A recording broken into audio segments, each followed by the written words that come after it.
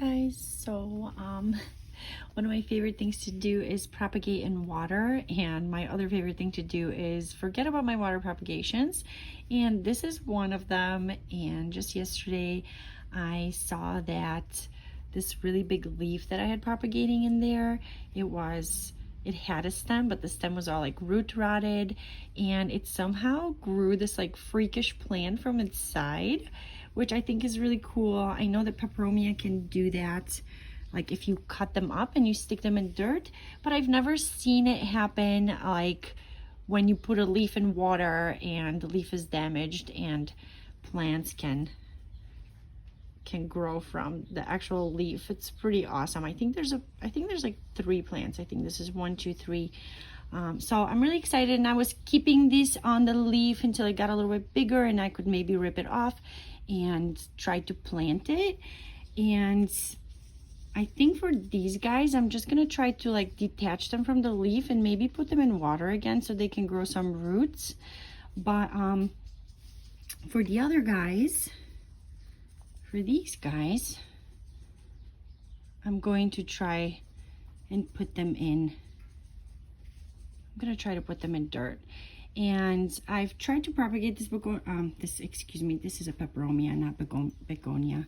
I tried to propagate this Peperomia a few times, but every time I would stick it in the dirt, it didn't survive. And just recently I've been seeing videos about transferring plants from water to dirt and keeping the dirt like super moist as if the plant is still in water for about a week, and then starting to like decrease watering. So I'm gonna try that this time. Basically my plan is to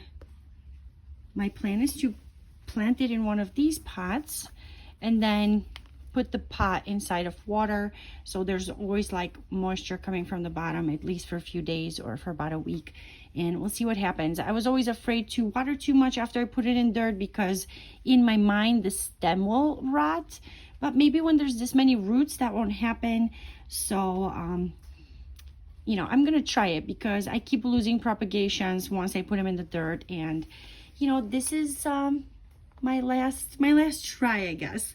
I mean, I'm not gonna stop propagating things in water. I think it's so much fun looking at the roots.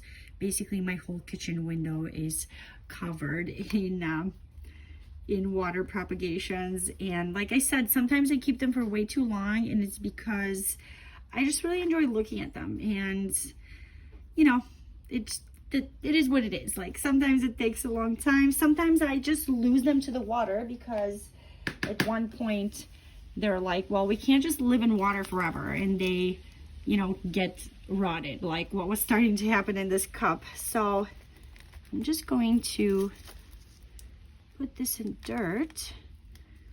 Actually, I have one more in here. I might put it in the same pot. And then I do have a begonia in here. Ooh, it's growing too. So this cup, I had to clean it yesterday because I had left it for so long. All the roots were like super intertwined.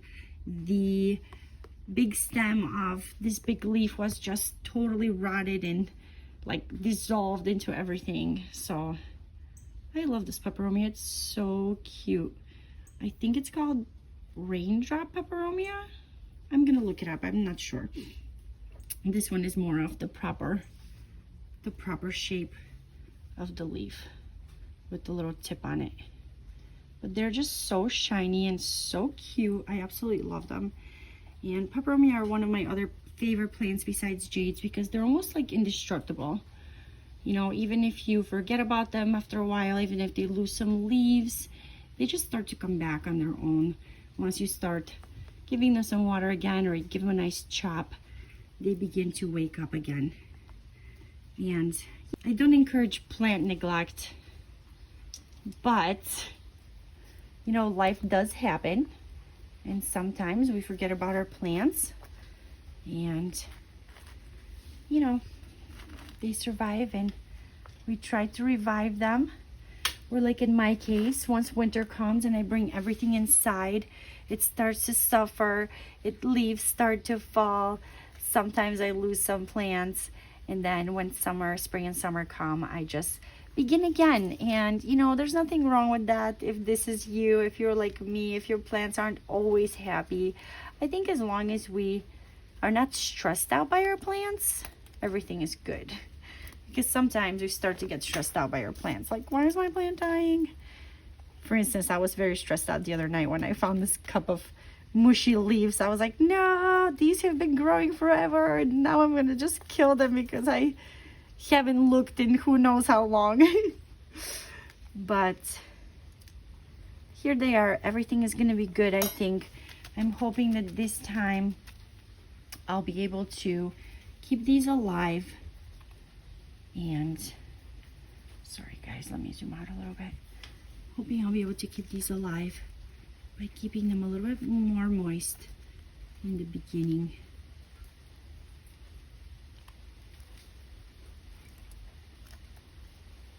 Hoping that they'll do good. So see how long I've neglected them? This one is totally bending like to one side, but I think it's gonna start to straighten out once it adjusts to this pot. Maybe just a little extra dirt.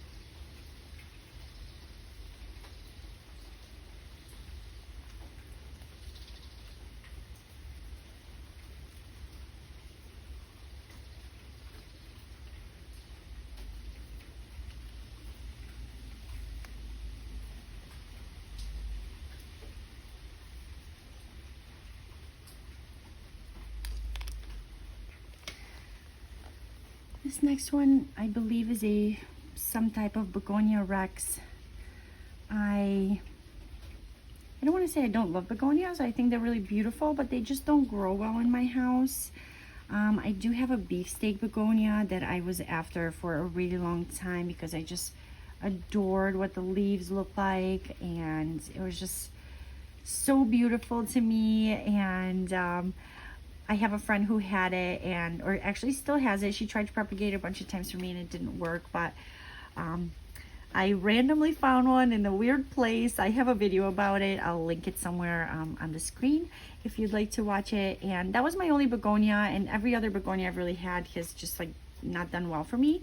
But when I saw this one, it was so cute. I can't remember what it's called. I feel like it's called like some kind of tiger stripe. So this is just a damaged leaf that fell off the mother plant, and I just wanted to see if it will grow babies like some of my peperomias. So I just stuck it in that cup, in this forgotten cup on my windowsill.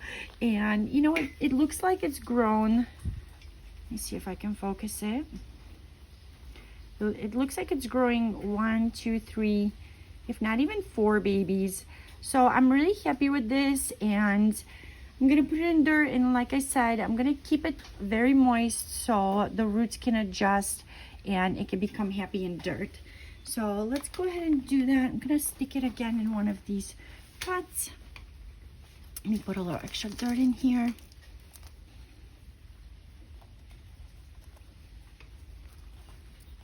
So I just like to kind of hold the plant like this between my fingers and hover it above the dirt.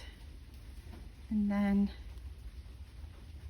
come on camera, kind of hover it above the dirt and then fill it in with the spoon around the roots.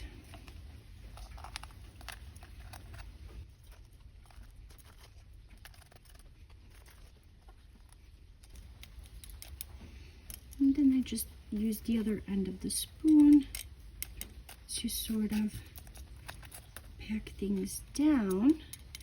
But again, I'm trying not to really super bury these babies.